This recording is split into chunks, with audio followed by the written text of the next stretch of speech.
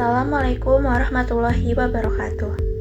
Halo semuanya, perkenalkan saya Rizka Modi Putri dengan NIM akhir 1129 dari kelompok 3, kelas MN25C. Di video ini saya akan mempresentasikan hasil analisis uji asumsi klasik dari data kelompok saya yang berjudul pengaruh lokasi terhadap tingkat penjualan telur gulung harian. Nah, ini adalah data yang digunakan dalam penelitian ini. Data dikumpulkan dari 3 lokasi penjualan telur gulung, yaitu Rengas Dengklok, Tanjung Jaya, dan Rawamerta, dengan masing-masing 10 responden per lokasi. Dan di sini diinput ke SPSS dalam 10 baris data. Di sini juga bisa dilihat grafik perbandingan penjualan dari ketiga lokasi tersebut. Nah, di sini bisa kita lihat bahwa penjualan paling banyak yaitu ada di Rengas Dengklok, yang kedua ada di Tanjung Jaya, dan yang terakhir Rawamerta dengan tingkat penjualannya yang paling rendah. Kita masuk ke uji yang pertama yaitu uji normalitas. Nah, di sini ada tabel SPSS. Bisa kita lihat dari tabel ini angka yang paling penting untuk kita perhatikan adalah asimpe sig2 toilet yang nilainya 0,20. Uji normalitas dilakukan menggunakan metode one sample Kolmogorov-Smirnov test.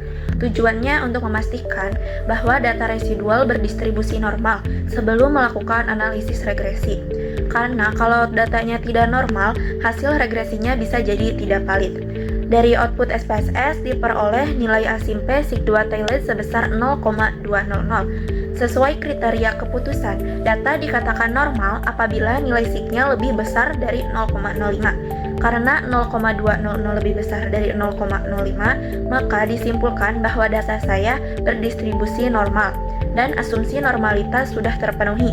Dengan demikian, analisis dapat dilanjutkan ke tahap berikutnya. Selanjutnya, kita masuk ke uji yang kedua yaitu uji linearitas. Di slide ini ditampilkan 2 tabel ANOVA dari SPSS. Tabel pertama untuk melihat hubungan antara Rawamerta dan Rengas Dengklok. Lalu tabel kedua untuk melihat hubungan antara Rawamerta dan Tanjung Jaya.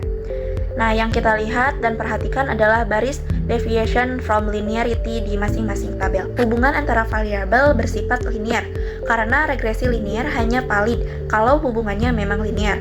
Dari tabel pertama diperoleh nilai sig antara Rawamerta dan Rengas Dengklok sebesar 0,718. Dan dari tabel kedua nilai sig antara Rawamerta dan Tanjung Jaya sebesar 0,160. Sesuai kriteria, hubungan dikatakan linear apabila nilai sig-nya lebih besar dari 0,05. Karena 0,718 dan 0,160 keduanya lebih besar dari 0,5, maka hubungan antara variabel sudah linear dan asumsi linearitas sudah Lanjut ke uji yang ketiga yaitu uji multikolinearitas. Di slide ini ditampilkan tabel koefisien dari SPSS. Yang kita perhatikan adalah kolom collinearity statistik, yaitu kolom tolerance dan VIF untuk variabel Rengas Dengklok dan Tanjung Jaya. Uji multikolinearitas dilakukan menggunakan tabel koefisien pada kolom collinearity statistik. Tujuannya untuk memastikan tidak ada hubungan yang terlalu kuat antara variabel independen. Karena kalau terjadi multikolinearitas, hasil regresi jadi tidak bisa diandalkan. Dari tabel, variabel Rengas Dengklok dan Tanjung Jaya masing-masing memiliki nilai tolerance sebesar 0,997 dan VIF sebesar 1,003. Sesuai kriteria, tidak terjadi multikolinearitas apabila tolerance lebih besar dari 0,10 dan VIF lebih kecil dari 10. Karena 0,997 lebih besar dari 0,10 dan 1,00, 3 lebih kecil dari 110, maka tidak terjadi multikolinearitas dan model regresi saya bisa digunakan. Berikutnya kita masuk ke uji keempat yaitu uji autokorelasi. Slide ini ditampilkan tabel model summary dari SPSS. Yang paling penting untuk kita perhatikan adalah nilai Durbin Watson yang sudah saya tandai dengan kotak merah, yaitu sebesar 1,360. Uji autokorelasi dilakukan menggunakan metode Durbin Watson. Tujuannya untuk mendeteksi apakah ada korelasi antara residual satu pengamatan dengan pengamatan lainnya. Dari output SPSS diperoleh nilai DW sebesar 1,360 dengan N sama dengan 10 yaitu jumlah baris data dan K sama dengan 2 yaitu jumlah variabel independen. Dari tabel Durbin Watson diperoleh nilai DL sebesar 0,6972 sebagai batas bawah dan DU sebesar 1,6413 sebagai batas atas. Karena nilai DW 1,360 berada di antara DL 0,6972 dan DU 1,6413, maka hasil pengujian berada pada daerah ragu-ragu. Artinya tidak dapat disimpulkan secara pasti ada atau tidaknya autokorelasi pada model regresi ini. Kita masuk ke uji yang terakhir, yaitu uji heteroskedastisitas. Di slide ini ditampilkan tabel koefisien dari SPSS dengan variabel dependent ABS RES. Yang kita perhatikan adalah kolom sig untuk masing-masing variabel independen. Uji heteroskedastisitas dilakukan menggunakan uji Gleiser. Tujuannya untuk memastikan varians residual setiap pengamatan bersifat konstan. Kalau tidak konstan atau yang disebut heteroskedastisitas, itu bisa jadi masalah dalam analisis regresi. Nah, dari tabel koefisien diperoleh nilai sig Rengas-Dengklok sebesar 0,336 dan Tanjung Jaya sebesar 0,447. Sesuai kriteria, tidak terjadi heteroskedastisitas apabila nilai sig-nya lebih besar dari 0,05. Karena 0,336 dan 0,447 keduanya lebih besar dari 0,05, maka tidak terjadi heteroskedastisitas dan model regresi yang dinyatakan layak digunakan. Hai guys, nah jadi materi selanjutnya bakal aku nih yang jelasin. Oke teman-teman, nama aku Winana Pali Hasbi ya. Teman-teman bisa panggil aku Hasbi. Jadi di sini aku akan menganalisis salah satu praktikum dari kelompok 3, yaitu mengenai uji T. Baik dependen maupun independen, aku bakal analisis bareng teman-teman. Jadi ayo kita mulai. Kita bisa mulai dari atas dulu, dari data mentah. Jadi gini teman-teman, kalau misalnya teman-teman mau melakukan pengujian ini, hal pertama yang harus teman-teman punya yaitu data mentah gitu ya. Nah, data mentah inilah yang akhirnya bakal kita uji. Nah, di sini aku udah punya data mentah teman-teman. Ini data yang akan kita analisis pada hari ini, yaitu skor pretest dan post-test dari 30 peserta pelatihan UMKM. Nah, perlu diperhatikan juga kalau misalnya data mentah ini nggak diambil sembarangan, ada beberapa syarat. Kayak pertama, datanya itu harus berpasangan gitu. Jadi, data mentah ini kita ambil harus dari orang dan subjek yang sama gitu. Jadi ketika kita pengujian itu sesudah dan sebelum gitu, datanya harus sama dari orang yang sama atau subjek yang sama gitu. Kemudian yang kedua, datanya itu harus kuantitatif. Maksudnya datanya itu wajib angka biar nanti bisa dihitung. Kemudian yang terakhir, sampelnya harus saling bebas antar kelompok. Jadi gak boleh tuh kelompok A mempengaruhi kelompok B. Jadi gak boleh mempengaruhi satu sama lain gitu. Sekarang kita langsung lihat ke data mentahannya ya. Ini adalah data yang bakal kita analisis teman-teman. Di sini fokus kita adalah melakukan uji T dependent gitu atau uji T berpasangan gitu ya.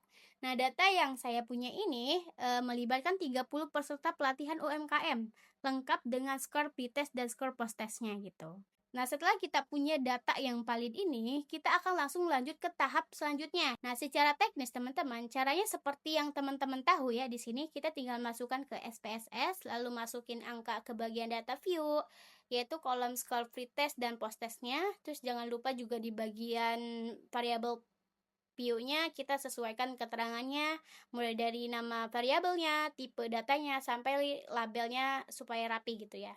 Nah, sekarang mari kita lihat hasil output kita. Nah, kita lihat di sini data pretestnya itu nilai sig-nya itu didapat 0,75.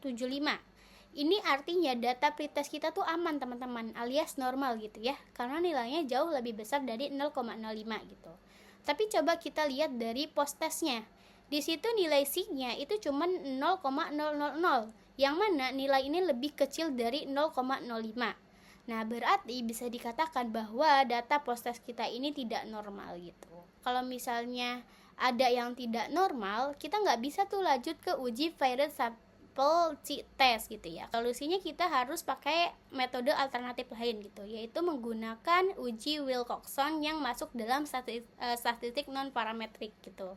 Sekarang ayo kita lihat hasil data Wilcoxon yang sudah muncul ini ya.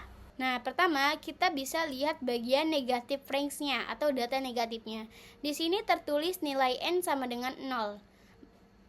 Oh, ini nilai N, nilai main range sampai sum of range itu sama-sama 0 ya. Nilainya semua 0. Artinya apa? Ini kabar baik banget karena berarti tidak ada satupun peserta pelatihan yang mengalami penurunan skor atau kemunduran skill wirausaha setelah mereka ikutin pelatihan ini gitu. Kemudian yang kedua ada positive ranks. Di sini kalian bisa lihat data positifnya, nilai E-nya itu N-nya itu ada 29. Ini artinya sebanyak 29 peserta program pelatihan sukses mengalami peningkatan skill wirausaha yang nyata gitu ya. Terus ketiga ada TIS atau data kesamaannya gitu ya. Di sini nilai N-nya itu adalah 1. Nah, artinya apa? Artinya cuma ada satu orang peserta yang nilainya konstan, alias skornya itu sama persis. Waktu dia diuji sama belum diuji, nilainya tetap sama. Jadi nggak ada naik, nggak ada turun gitu. Nah, teman-teman, terakhir yang paling penting dari semuanya, coba teman-teman perhatikan nilai ASIP-SIG ini ya, dua tailed ini di paling bawah. Di situ tertera angka 0,000. Nah, gampangnya ASIP-SIG ini itu adalah nilai kepastian atau tingkat signifikan hasil uji kita. Aturan mainnya, kalau misalnya nilai ASIP-SIG kita itu lebih kecil dari 0,05, maka artinya perubahan itu sangat signifikan dan bukan karena faktor kebetulan gitu ya. Nah, kita bisa tarik kesimpulan dari 0,00 ini, kita bisa ambil kesimpulan mutlak bahwa program pelatihan UMKM yang kita lakukan ini terbukti sukses memberikan dampak yang meningkatkan skill yang nyata gitu ya, serta signifikan bagi para pelaku UMKM gitu. Nah, oke teman-teman, kita lanjut ya. Sekarang kita mau masuk ke bagian uji T independen gitu ya. Nah, bedanya sama yang tadi, di uji ini kita mau ngebandingin dua kelompok tempat jualan telur gulur dengan orang-orang yang berbeda gitu ya. Nah, teman-teman bisa lihat data di sini. Nah, ada kelompok 1, ini penjualnya dari Tanjung Jaya yang nggak ikutan pelatihan. Sementara kelompok 2, ini penjualnya di Rengas Dengklok yang ikut pelatihan gitu. Nah, masing-masing kelompok ini ada 10 orang teman-teman. Jadi total kita punya data ini 20. Nah, kalau misalnya kita udah punya data seperti ini, kita tinggal seperti biasa ya, masukin ke SPSS-nya gitu. Nah, kita masukin ke data view-nya di sini, kolom ini buat jumlah ininya, terus buat kolom ini itu kode ya teman-teman, kode kelompok gitu.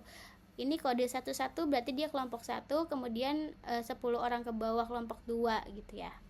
Nah, kalau kita udah masuk, kita langsung aja lihat output dari uji normalitas atau Shapiro-Wilks ini. Nah, sebelum kita ambil kesimpulan teman-teman, kita cek dulu datanya normal apa enggak gitu ya.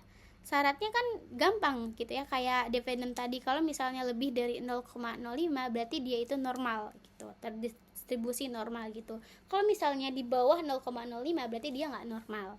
Nah, sekarang kita lihat outputnya di sini. Oh, ternyata kelompok Tanjung Jaya kalau kita lihat di SIG-nya ini itu dia punya nilai 0,358. Berarti dia itu lebih gede dari 0,05. Nah, berarti ini dinyatakan berdistribusi normal. Nah, sekarang kita lihat, oh, Rengas Dengklok juga dapatnya 0,166 gitu ya. Berarti ini juga berdistribusi normal. Nah, karena dua data ini itu aman dan berdistribusi normal, maka kita bisa melanjutkan ke uji T gitu. Nah, teman-teman, pas kita lihat tabel utama ini ada dua langkah gampang buat bacanya. Nah, langkah pertama, cek kesetaraan data homogenitasnya gitu ya. Kita lihat angka SIG di kolom Levin test ini nilainya 0,061. Nah, berarti ini dinyatakan normal dong karena dia di atas 0,05 gitu. Artinya variasi data kelompok ini itu setara alias homogen gitu. Jadi baris yang kita baca ini adalah baris yang pertama yang ini nih ya, oke? Terus langkah kedua, nentuin kesimpulan. Sekarang kita fokus ke angka SIG yang to tell di bawah di baris pertama ini teman-teman.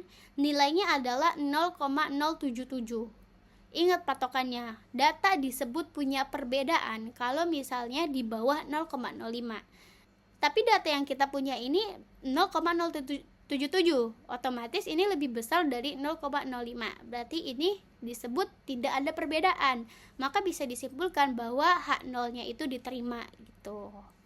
Nah, jadi kesimpulannya teman-teman, secara ilmu statistik gitu ya, nggak ada perbedaan yang signifikan antara hasil penjualan telur gulung di Tanjung Jaya sama di Rengas Dengklok gitu.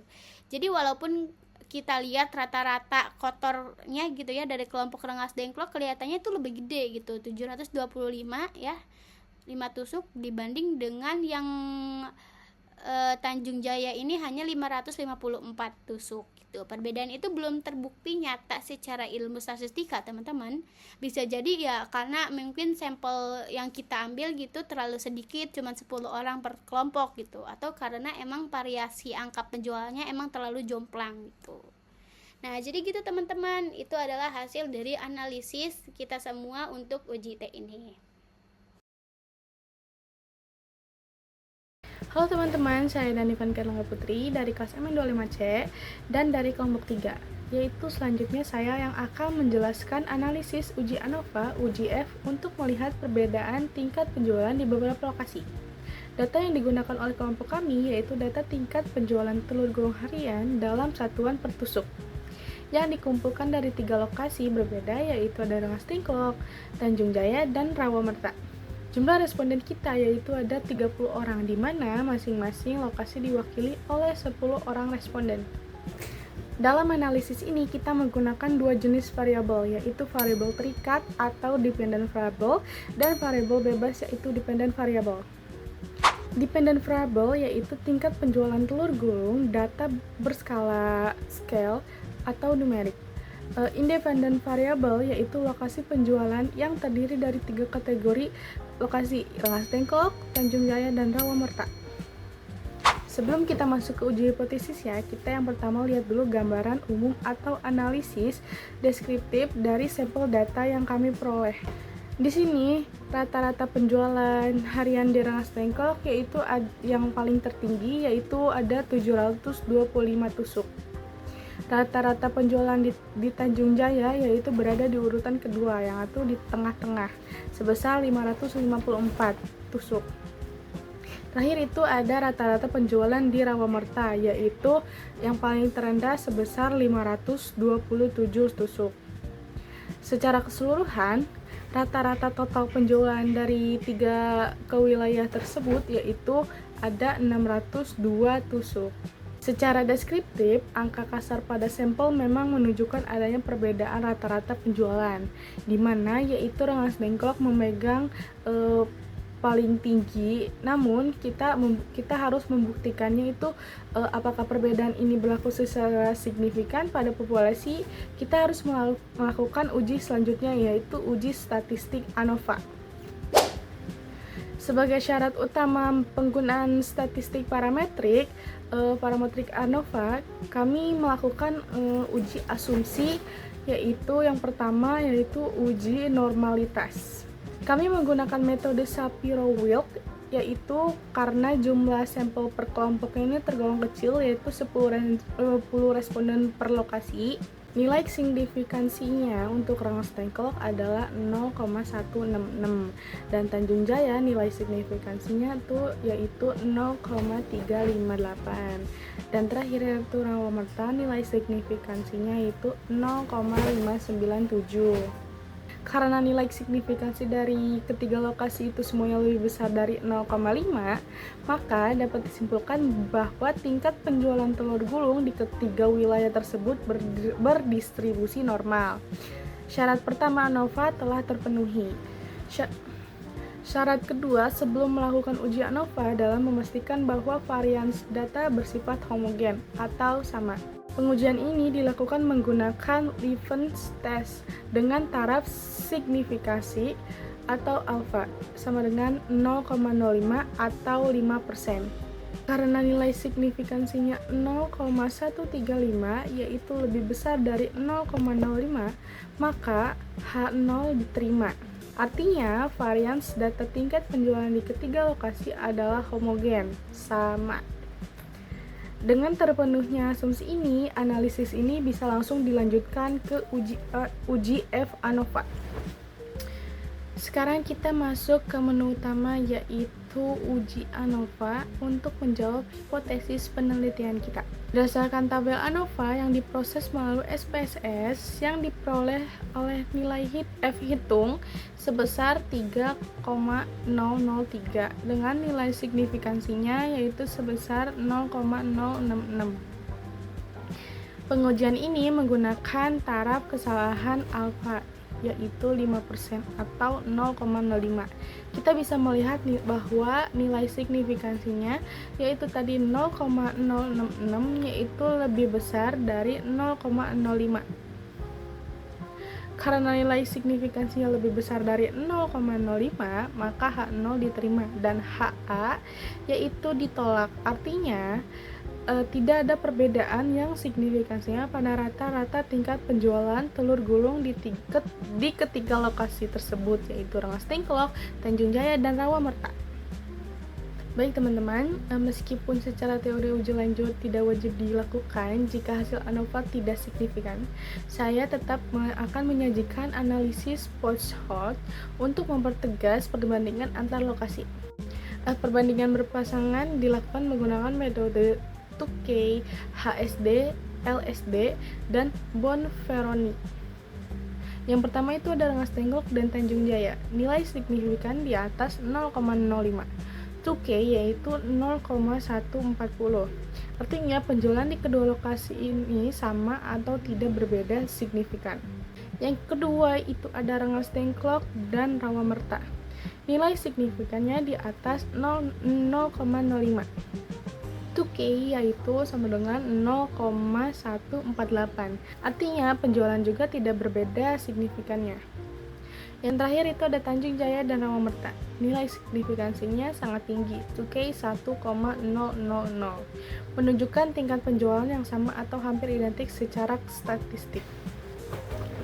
Seluruh metode uji lanjut memperkuat hasil ANOVA, yaitu secara keseluruhan tidak dapat perbedaan tingkat penjualan yang berarti di antara Rengas Dengklok, Tanjung Jaya maupun Rawamerta. Cukup sekian yang dapat saya jelaskan, yaitu melalui analisis uji ANOVA uji F. Selanjutnya, materi selanjutnya yang akan dijelaskan oleh teman saya.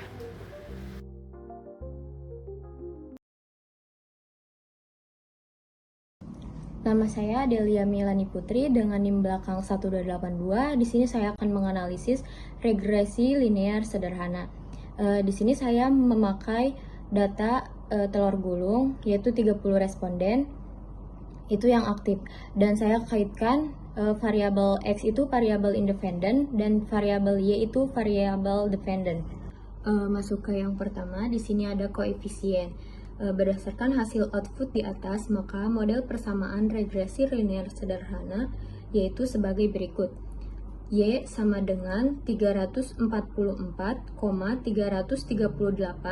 ditambah 36,462X.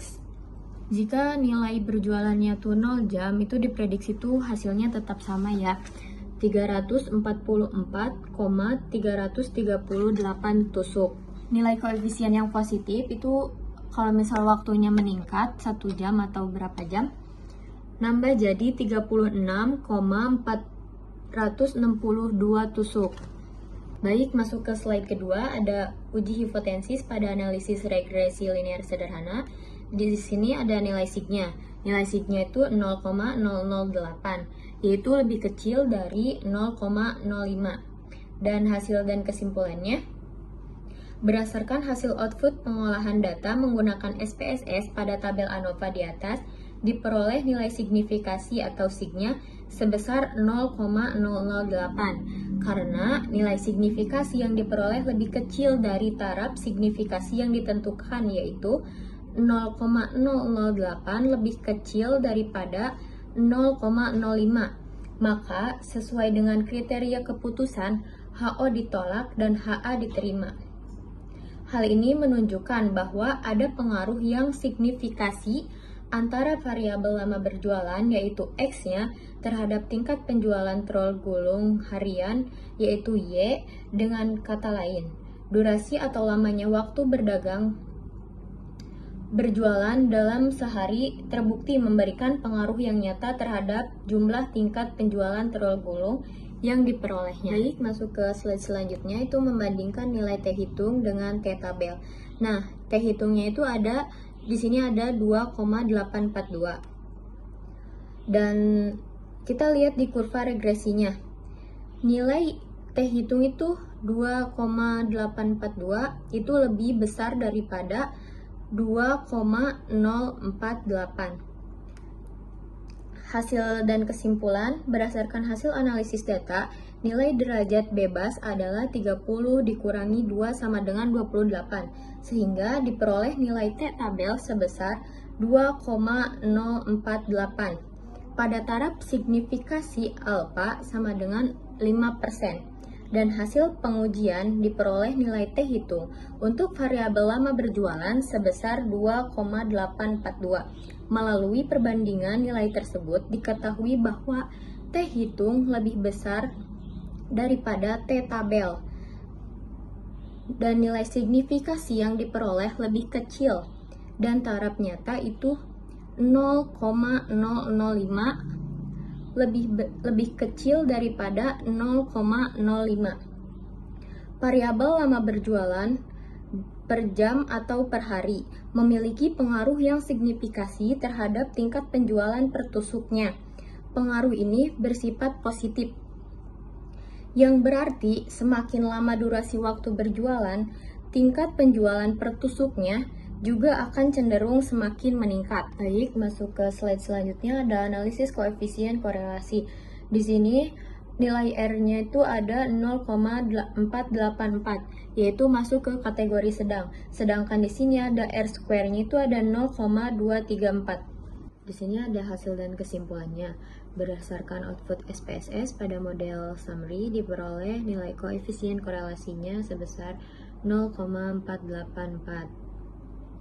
Hal ini menunjukkan bahwa terdapat hubungan antara lama berjualan dengan tingkat penjualannya. Nah, nilai ini tuh termasuk kategori korelasi sedang. Nilai korelasi yang positif menunjukkan bahwa hubungan antara lama berjualan dan tingkat penjualan adalah searah. Artinya, semakin lama waktu berjualan, maka tingkat penjualan cenderung meningkat. Dan sebaiknya apabila waktu berjualan menurun, maka tingkat penjualan cenderung menurun.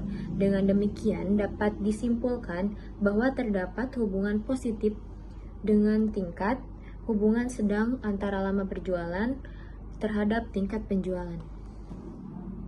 Masuk ke slide selanjutnya, ada analisis koefisien determinasi. Di sini ada R square. R square-nya itu ada 0,243. Kalau misal dijadikan persen, ini 24,3%. Di sini ada hasil dan kesimpulan. Berdasarkan hasil analisis diperoleh nilai R square sebesar 0,243 atau 24,3%. Hal ini berarti variabel independen yaitu lama berjualan berpengaruh terhadap variabel dependen, tingkat penjualan, sebesar 24,3%, sedangkan sisanya itu 75,7%, dipengaruhi oleh faktor-faktor lain yang tidak diteliti dalam penelitian ini. Nilai R square sebesar 0,439 menunjukkan bahwa hubungan antara lama berjualan dengan tingkat penjualan termasuk dalam kategori sedang. Dengan demikian dapat disimpulkan bahwa lama berjualan memiliki pengaruh yang cukup signifikan terhadap tingkat penjualan telur gulung harian.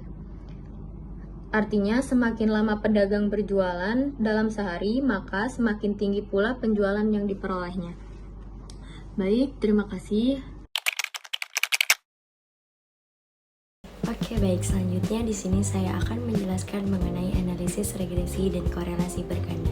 Berdasarkan hasil pengolahan data menggunakan aplikasi SPSS, pada bagian ini saya akan membahas mulai dari data penelitian, output SPSS, persamaan regresi, uji hipotesis, analisis korelasi, hingga kesimpulan dari penelitian yang dilakukan. Pada bagian ini terdapat agenda pembahasan yang akan saya jelaskan. Pertama yaitu pengertian serta data dan variabel penelitian. Kedua, output SPSS yang terdiri dari data view dan variabel view. Ketiga, metode enter yang digunakan dalam analisis. Keempat, penyusunan persamaan regresi linear berganda. Selanjutnya, uji hipotesis menggunakan uji T dan uji TF. Kemudian analisis koefisien korelasi, analisis koefisien determinasi, dan yang terakhir adalah kesimpulan. Pengertian regresi dan korelasi berganda. Regresi linear merupakan teknik statistik yang digunakan untuk mengetahui pengaruh satu atau beberapa variabel bebas terhadap variabel terikat. Nah, dalam penelitian ini digunakan regresi linear berganda yang pada dasarnya digunakan ketika terdapat lebih dari satu variabel bebas yang mempengaruhi variabel terikat. Bentuk umum persamaan regresinya adalah Y sama dengan A ditambah B1 X1 ditambah B2 X2 dan seterusnya. Merupakan analisis ini kita dapat mengetahui seberapa besar pengaruh variabel bebas terhadap variabel terikat. Slide ini menunjukkan tampilan data view pada SPSS. Pada tahap ini, seluruh data penelitian dimasukkan ke dalam SPSS yang terdiri dari variabel harga, lama berjualan, dan tingkat penjualan. Data yang digunakan berjumlah 30 baris yang mewakili 30 hari pengamatan. Data ini adalah yang nantinya akan diolah untuk menghasilkan analisis regresi dan korelasi. Penelitian ini berjudul pengaruh lama berjualan terhadap tingkat penjualan telur gulung harian dengan jumlah data sebanyak 30 hari pengamatan. Variabel X1 adalah harga yang bernilai tetap atau konstan sebesar Rp1.000 sehingga tidak memiliki variasi data. Variabel X2 adalah lama berjualan dalam satuan jam per hari. Sedangkan variabel Y adalah tingkat penjualan yang diukur berdasarkan jumlah tusuk yang terjual setiap harinya. Karena variabel harga tidak memiliki variasi, maka analisis selanjutnya lebih difokuskan pada variabel lama berjualan. Oke, selanjutnya adalah tampilan variable view. Pada bagian ini terlihat definisi dari masing-masing variabel penelitian. Variabel X1 diberi nama harga, variabel X2 diberi nama lama berjualan, dan variabel Y diberi nama tingkat penjualan. Semua variabel menggunakan tipe data numerik sehingga dapat diolah menggunakan analisis statistik pada SPSS. Oke, selanjutnya metode yang digunakan dalam penelitian ini adalah metode enter. Metode enter berarti seluruh variabel bebas yang memenuhi syarat dimasukkan ke dalam model secara bersamaan. Pada hasil SPSS terlihat bahwa variabel yang masuk ke dalam model adalah lama berjualan, sementara variabel harga tidak ikut dianalisis lebih lanjut karena nilai konstan dan tidak memiliki variasi. Berikutnya adalah tabel koefisien. Tabel ini sangat penting karena digunakan untuk menyusun persamaan regresi. Dari tabel tersebut, kita peroleh nilai konstanta sebesar 349,820 dan nilai koefisien regresi untuk variabel lama berjualan sebesar 34,824. Kedua nilai ini nantinya digunakan untuk membentuk persamaan regresi. Oke, berdasarkan nilai yang diperoleh dari tabel koefisien, maka persamaan regresi yang terbentuk Y sama dengan 349,820 ditambah 34,864 X2. Karena variabel harga tidak memiliki variasi, maka persamaan regresi hanya melibatkan variabel lama berjualan sebagai variabel bebas. Di sini selanjutnya persamaan regresi yang diperoleh adalah Y sama dengan 349,820 ditambah 34,864 X2. Persamaan ini menunjukkan adanya hubungan positif antara lama berjualan dan tingkat penjualan. Artinya semakin lama waktu berjualan, maka tingkat penjualan yang diperoleh cenderung semakin tinggi. Oke, selanjutnya ada interpretasi konstanta dan koefisien. Nilai konstanta sebesar 349,820 menunjukkan perkiraan tingkat penjualan ketika lama berjualan dianggap 0. Sedangkan nilai koefisien sebesar 34,864 berarti setiap penambahan 1 jam waktu berjualan diperkirakan akan meningkat tingkat penjualan sebesar 34,894 tusuk. Dengan demikian dapat disimpulkan bahwa hubungan antara lama berjualan dan tingkat penjualan bersifat positif. Oke, selanjutnya adalah uji T atau uji parsial yang digunakan untuk mengetahui masing-masing variabel bebas terhadap variabel terikat. Berdasarkan hasil SPSS diperoleh nilai hitung sebesar 2,842 sedangkan T tabel besar 2,048. Selain itu, nilai signifikasi sebesar 0,008 yang lebih kecil dari 0,05. Karena T hitung lebih besar dari T tabel dan nilai signifikan lebih kecil dari 0,05, maka HO ditolak dan HA diterima. Artinya lama berjualan berpengaruh signifikan secara parsial terhadap tingkat penjualan. Berikutnya adalah uji F atau uji simultan. Uji ini digunakan untuk mengetahui kelayakan model regresi secara keseluruhan. Hasil FSS menunjukkan nilai F hitung sebesar 8,076, sedangkan F tabel sebesar 4,196. Nilai signifikasi yang diperoleh adalah 0,008 atau lebih kecil dari 0,05. Oleh karena itu, HO ditolak dan H diterima. Dengan demikian, model regresi yang digunakan layak untuk memprediksi tingkat penjualan. Pada analisis koefisien korelasi diperoleh nilai R sebesar 0,473. Nilai ini menunjukkan bahwa hubungan antara lama berjualan dan tingkat penjualan bersifat positif dengan tingkat kekuatan hubungan sedang. Artinya, semakin lama waktu berjualan, maka tingkat penjualan cenderung meningkat.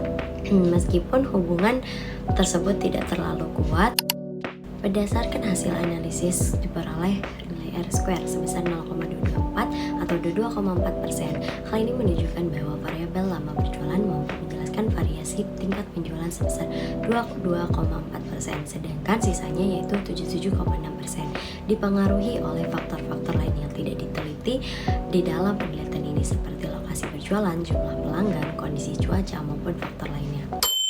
Oke, berdasarkan seluruh hasil analisis yang telah dilakukan, dapat disimpulkan bahwa lama berjualan memiliki hubungan yang positif dan berpengaruh signifikan terhadap tingkat penjualan telur gulung harian.